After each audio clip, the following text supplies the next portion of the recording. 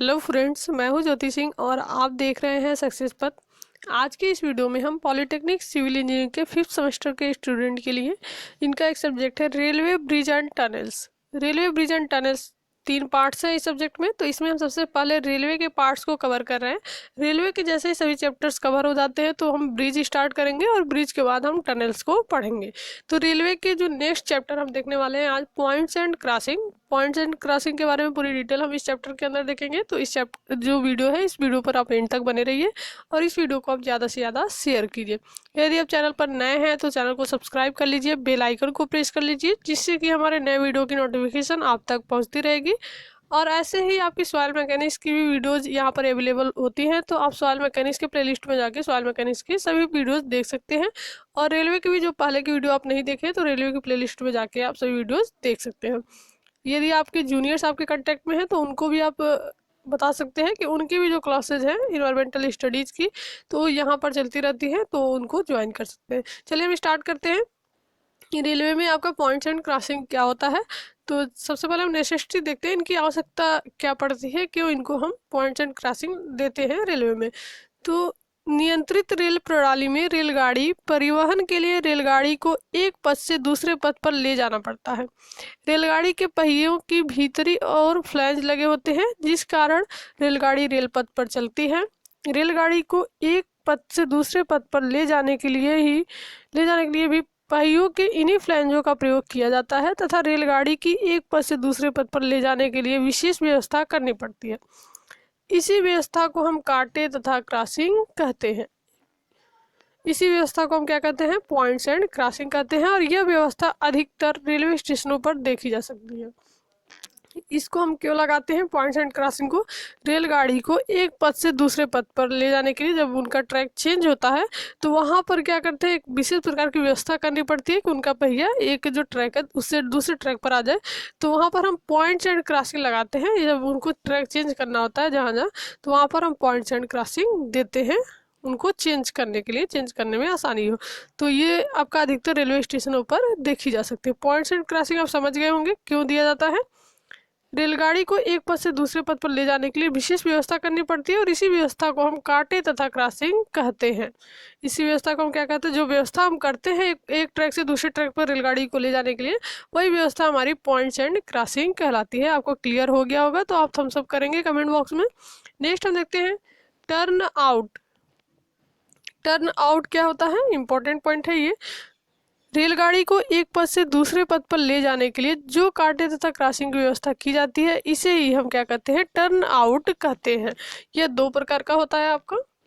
पहला आपका क्या है? दायां टर्न आउट यानी कि राइट हैंड टर्न आउट। दूसरा आपका है बायां टर्न आउट।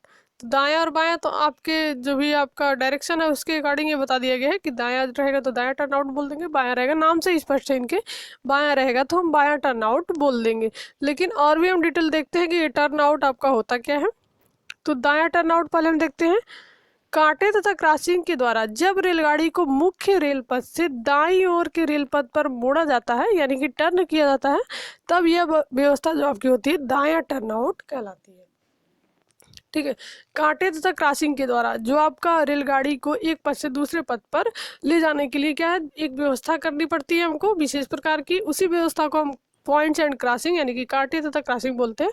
इस व्यवस्था के कारण ही रेलगाड़ी एक पथ से दूसरे पथ पर अपना जो मार्ग है, ट्रैक है, वो चेंज करती है। तो जब रेलगाड़ी को क्या है, मुख्य लाइन से दाईं ओर, ठीक है, मुख्य लाइन से दाईं ओर के रेल पथ पर जब मोड़ते हैं, टर्न कराते हैं, तब यह व्यवस्था क्या होती है? राइट हैंड टर्न आउट कहलाएगी, दाएं टर्न आउट।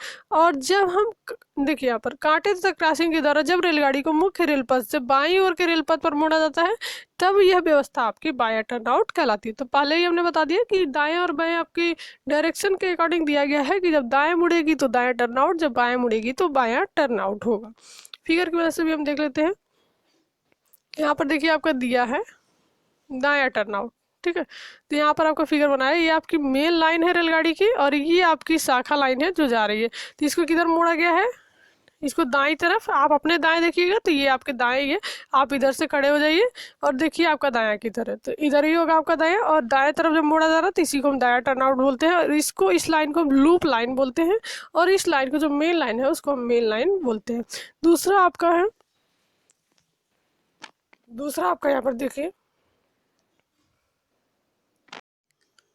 दाया टर्नआउट हम देख लिया, अभी हम बाया टर्नआउट देखते हैं। तो ये आपका बाया टर्नआउट है। इसमें क्या है कि जो आपका बाएं की तरफ मुड़ जाएगा ट्रैक, उसको हम बाया टर्नआउट बोलेंगे। यहाँ पर देखिए मेन लाइन है आपकी, और ये जो यहाँ से शाखा लाइन निकलती है उसको हम लूप लाइन बोलते हैं, और ये बाएं तरफ है तो इसको हम बाया टर्नआउट बोलेंगे। तो ये हो गया आपका दाया टर्नआउट, और ये हो गया आपका ये बायां टर्नआउट। यानी कि इसका मतलब क्या है कि दायां बायां से ही आपको स्पष्ट है, जिधर से आपका जिस साइड से शाखा लाइन निकलेगी वो साइड, उस साइड के अकॉर्डिंग ही हम दायां बायां इसको बोलते हैं।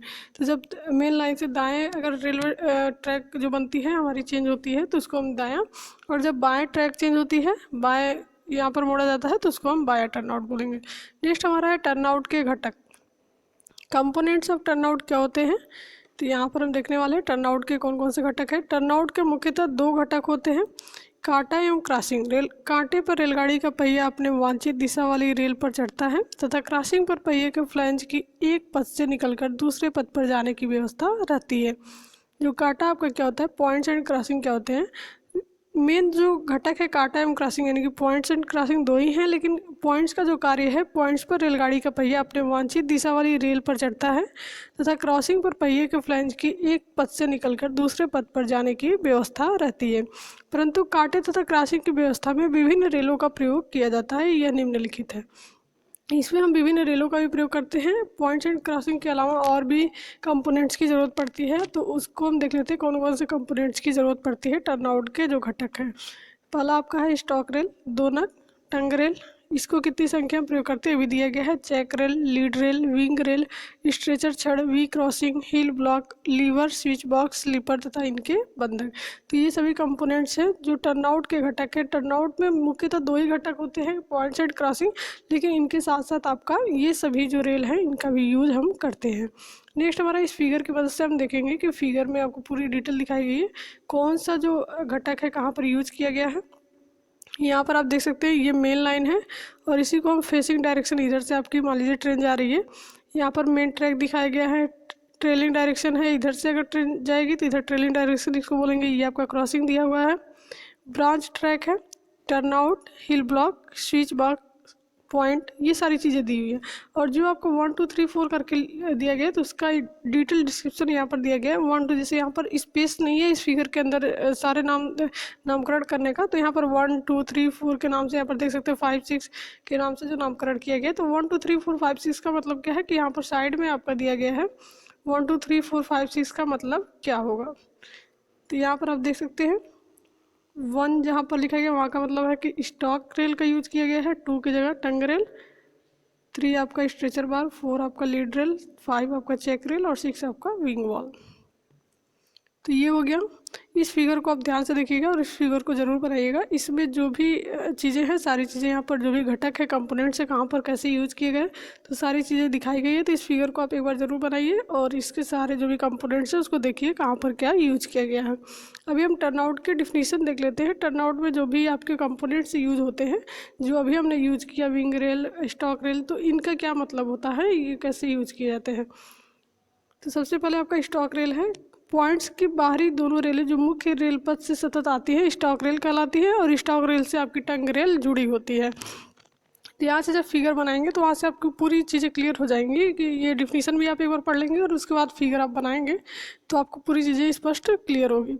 दूसरा आपका है टंग रेल। टंग रेल क्या होता है, स्टॉक रेल के अंदर वाली रेलें जो कि कांटे की ओर पतली होती हैं टंग रेल कहलाती हैं, और यह रेलें स्ट्रेचर छड़ के माध्यम से जुड़ी होती है तथा लीवर के द्वारा इन्हें पार्ट्स में सरकाया जाता है। टंग रेल को स्विच रेल भी हम कहते हैं। तीसरा आपका है चेक रेल। क्रॉसिंग पर बाहरी लीड रेलों के भीतर की ओर तथा इनके समानांतर कम लंबाई के रेल के टुकड़े लगाए जाते हैं, इनको ही हम चेक रेल कहते हैं। नेक्स्ट हमारा क्या है, नेक्स्ट हमारा लीड रेल। कांटा से आगे निकली हुई 4 रेल, 2 मुख्य पथ और 2 शाखा पथ जो क्रॉसिंग की ओर बढ़ती है, इन्हीं को हम लीड रेल कहते हैं। नेक्स्ट हमारा है विंग रेल। क्रॉसिंग पर भीतरी दोनों लीड रेलों को समाप्त करके इनके सिरों को अंदर की तरफ मोड़ दिया जाता है। इससे पहिए का फ्लैंज जो होता है क्रॉसिंग में आसानी से प्रवेश कर जाता है, इसी को हम विंग रेल बोलते हैं। पॉइंट रेल और स्प्लाइस रेल क्या होता है? रेल पथ में क्रॉसिंग पर वी आकृति की रेलों में जो रेल अंत तक जाती है वो आपकी पॉइंट रेल कहलाती है, तथा अन्य बची हुई जो रेल होती है उसी को स्प्लाइस रेल हम कहते हैं। तो जब आप फिगर बनाएंगे और फिगर में जो भी सभी कंपोनेंट दिए हैं उसको ध्यान से देखेंगे तो सारे ये डिफिनीशन जो दिए जा रहे हैं आपको क्लियर हो जाएंगे। फिगर आप जरूर बनाइएगा। स्ट्रेचर छड़ आपका क्या होता है? यह छड़ टंग रेल की जो टो होती है उनको जोड़ती है, तथा इस छड़ के कारण ही टंग रेल एक ही समय में एक समान दूरी तय करती है, तथा इसके द्वारा ही पॉइंट सेट किया जाता है। नेक्स्ट हमारा है स्विच का अंतराल। स्विच रेल जितनी पार्श्व दूरी में सरक कर स्टॉक रेल से सेट हो जाती है वह स्विच का अंतराल कहलाता है। भारत में बड़ी लाइन यानी कि मानक गेज के लिए स्विच का जो अंतराल है 9.5 सेंटीमीटर होता है। आपकी गेज 3 प्रकार की होती है। मानक गेज आपकी होती है, मीटर गेज होती है और नैरो गेज होती है। तो तीनों गेज के बारे में पूरी डिटेल बताया गया पिछले वीडियो में, तो पिछला वीडियो आप प्ले लिस्ट में जाके रेलवे की देख सकते हैं। स्विच की हिल क्या होती है? टंग रेल का वह सिरा जो कि सामान्य रेलों की भांति पूरी मोटाई का होता है वह स्विच की हिल कहलाता है। नेक्स्ट आपका है क्रॉसिंग की नसिका। क्रॉसिंग पर जिस बिंदु पर वी रेलें मिलती हैं उस बिंदु को हम नसिका कहते हैं। क्रॉसिंग का कोड क्या होता है? क्रॉसिंग पर वी आकृति की रेलों के मध्य जो कोड बनता है वही आपका क्रॉसिंग का कोड कहलाता है। कोई भी कन्फ्यूजन है तो कमेंट बॉक्स में कमेंट करके ज़रूर बताइए। फेसिंग पॉइंट, यदि आपको सभी पॉइंट क्लियर हो रहे हैं, सभी टॉपिक क्लियर हो रहे हैं तो कमेंट बॉक्स में थम्स अप जरूर कीजिए और वीडियो पसंद आए तो वीडियो को लाइक कीजिएगा। फेसिंग पॉइंट क्या है? गाड़ी की दिशा प्रदर्शित करने के लिए इस शब्द का प्रयोग किया जाता है। जब गाड़ी स्विच यानी कि पॉइंट की ओर से क्रॉसिंग की ओर बढ़ती है तब उस दिशा को हम फेसिंग पॉइंट कहते हैं। और ट्रेलिंग पॉइंट क्या होता है? जब रेलगाड़ी क्रॉसिंग की ओर से स्विच की ओर जाती है तब वह दिशा आपकी ट्रेलिंग पॉइंट कहलाती है। दोनों पॉइंट दिखाए गए थे आपको फिगर में, तो फिगर आप देखेंगे और एक बार ये डिफिनीशन पढ़ेंगे तो सारी चीज़ें आपको क्लियर हो जाएंगी। नेक्स्ट हम देते हैं विभिन्न प्रकार की क्रॉसिंग। क्रॉसिंग के कौन कौन से टाइप्स होते हैं? तो यहाँ पर बहुत सारे टाइप्स दिए गए हैं। रेल पथ पर रेलगाड़ियों की दिशा परिवर्तन हेतु विभिन्न प्रकार की क्रॉसिंग प्रयोग की जाती है और यह निम्नलिखित है। पहला आपका है क्रॉस ओवर, दूसरा है अधिक कोण या हीरक क्रॉसिंग, वर्गाकार क्रॉसिंग, कैची crossover, 2 throw crossing, 3 throw crossing. इसका मतलब क्या है कि यहाँ पर हम फिगर की मदद से देखेंगे। सबसे पहला आपका है क्रॉस ओवर। रेलगाड़ी को एक रेल पथ से दूसरे रेल पथ पर ले जाने के लिए जो क्रॉस ओवर बनाया जाता है, यानी कि जब इनको क्रॉस करती है रेलगाड़ी, जिस दिशा में जिस प्रकार से क्रॉस करती है तो उसका जो फिगर बनता है उसके अकॉर्डिंग हम उसका नाम दे दिए हैं। जैसे पहला आपका जो फिगर दिख रहा है यहाँ पर क्रॉस ओवर का, इसमें क्या है, एक आपकी ये ट्रैक 1 है, ट्रैक 2 है और इस पे ट्रैक 1 से ट्रैक 2 पर आपकी रेल यहाँ से ऐसे क्रॉस कर रही है। तो जब ऐसे क्रॉस कर रही है तो इसको हम क्या बोलेंगे? क्रॉस ओवर बोलेंगे। यहाँ पर स्विच बॉक्स लगा हुआ है, चेक रेल लगा हुआ है, यहाँ पर भी स्विच बॉक्स लगा हुआ है। तो इस प्रकार से जब क्रॉस करती है, एक ट्रैक यहाँ पर एक ट्रैक यहाँ पर है और इस तरह से क्रॉस कर रही है तो इसको हम क्रॉस ओवर बोलेंगे। दूसरा आपका है डायमंड क्रॉसिंग यानी कि हीरक क्रॉसिंग। जब 2 रेल मार्ग एक दूसरे को अधिक कोण पर काटते हैं तब वह क्रॉसिंग हीरक क्रॉसिंग कहलाती है और इसमें 2 निम्न कोण तथा 2 अधिक कोण के क्रॉसिंग बनते हैं। यहाँ पर आप देख सकते हैं डायमंड क्रॉसिंग क्या है। इस प्रकार से एक ट्रैक आपका ये है, एक ट्रैक आपका ये है। ये इस तरीके से जब जो भी ट्रैक पे आपकी क्रॉसिंग हो रही है तो इसको हम क्या बोलते हैं? डायमंड क्रॉसिंग बोलते हैं। यहाँ पर देखिए चेक रेल लगा हुआ है, विंग रेल लगा हुआ है, क्रॉसिंग एंगल लगा हुआ है। तो इस प्रकार की जो क्रॉसिंग होगी उसको हम डायमंड क्रॉसिंग बोलेंगे। नेक्स्ट आपका है इनके जो भी शेप बन रहा है उस शेप के आधार पर इनका नामकरण किया गया है। तीसरा आपका है वर्गाकार क्रॉसिंग, स्क्वायर क्रॉसिंग। जब 2 रेल पथ एक दूसरे को समकोण पर काटते हैं तब इसे हम वर्गाकार या समकोण क्रॉसिंग कहते हैं। यहाँ पर देखिए एक ट्रैक आपका ये है और एक ट्रैक ये है। इस प्रकार से जब काट रही हैं या फिर 90 डिग्री पे काट रही है तो इनको हम समकोण क्रॉसिंग भी बोलते हैं और वर्गाकार क्रॉसिंग भी बोलते हैं। नेक्स्ट हमारा है कैची क्रॉसओवर। इस क्रॉसिंग में दोनों रेलपथों की रेलगाड़ियाँ दोनों दिशाओं में क्रॉस ओवर कर सकती हैं और यह 2 क्रॉस ओवर का सहयोग होता है। इसमें 4 टर्न आउट व उनके मध्य हीरक अथवा वर्गाकार क्रॉसिंग होती है। इसमें 4 टर्न आउट होते हैं। यहाँ पर देखिए एक ट्रैक ये है, दूसरा ट्रैक ये है, यहाँ पर इस तरह से क्रॉसिंग हो रही है तो इसको हम कैची क्रॉस ओवर बोलेंगे। नेक्स्ट हमारा है 2 थ्रो क्रॉसिंग। 2 थ्रो का मतलब क्या है कि एक मेन लाइन है और 2 शाखा लाइन, इसमें 2 ट्रैक निकल रहे हैं तो इस प्रकार से 2 दिशाओं में इसकी क्रॉसिंग हो रही है तो इस प्रकार से इसको 2 थ्रो क्रॉसिंग बोलेंगे। और ऐसे ही आपका 3 थ्रो है। तो 3 थ्रो में क्या है कि एक मेन ट्रैक है और 3 आपकी जो ब्रांच से ट्रैक है वो निकल रही है। 3 जगह से क्रॉसिंग यहाँ पर हो रही है, 3 टाइप से, तो इसको हम 3 थ्रो क्रॉसिंग बोलेंगे। फिगर से ही आपका स्पष्ट है, यहाँ पर दिया भी है। तो सारे फिगर को आप ज़रूर देखिए ध्यान से और इनकी डिफिनीशन वगैरह पढ़िए और जो फिगर ये वाला बताया बताया गया है टर्न आउट वाला, इसको आप ज़रूर से ज़रूर बनाइए और इस वीडियो को अपने फ्रेंड्स के साथ ज़्यादा से ज़्यादा शेयर कीजिए। ऐसी और वीडियोज़ के लिए आप इस चैनल पर बने रहिए। आज के लिए इतना ही, नेक्स्ट वीडियो में हम नेक्स्ट टॉपिक कवर करेंगे।